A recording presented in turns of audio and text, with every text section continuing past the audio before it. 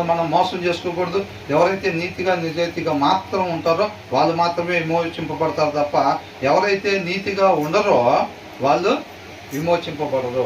ఇవాళ కల్తీ కలిపేసుకొని ప్రభా ఇవాళ ఒక్కరోజు ఆయన ఎక్స్ట్రా డబ్బులు తీసుకున్నాను ఏమనుకో ప్రభా అని చెప్పి ఇవాటి వరకు క్షమించమని చెప్పి సాయంత్రం ప్రార్థన చేసుకొని లోపల హార్ట్ లోపల అంతరంగంలో లోపల ఒకటి దాచిపెడతాం. ఏమని? రేపు కూడా ఇట్లాంటి తగిలితే వారి కూడా కొద్దిగా తీసుకోవచ్చు. ఇట్లాంటి ఒక వారం రోజులు తగిలితే కనుక ఈ వారం డబ్బులు కట్టుకుంటాం మన దగ్గర. ఇవాళ దానికి ఏం చేస్తాం?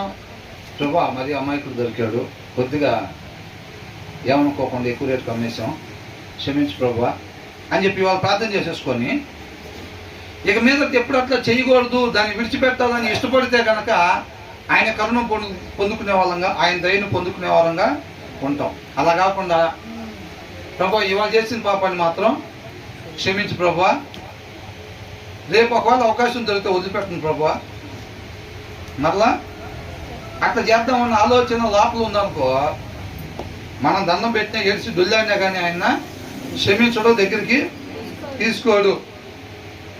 అర్థమవుతుందండి? ఇలాంటి దేవుడి దగ్గర పనిచేయవు.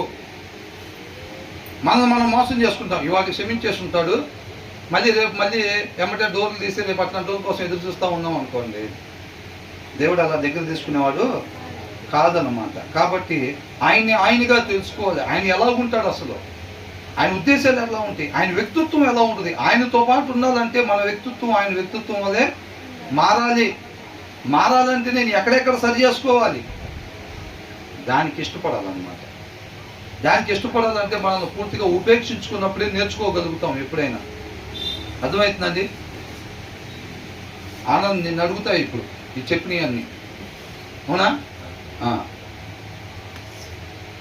కాబట్టి ఏంటంటే ఇవన్నీ మనల్ని పూర్తిగా ఉపేక్షించుకోగలిగినప్పుడే మనం కూర్చొని నేర్చుకోగలుగుతాం.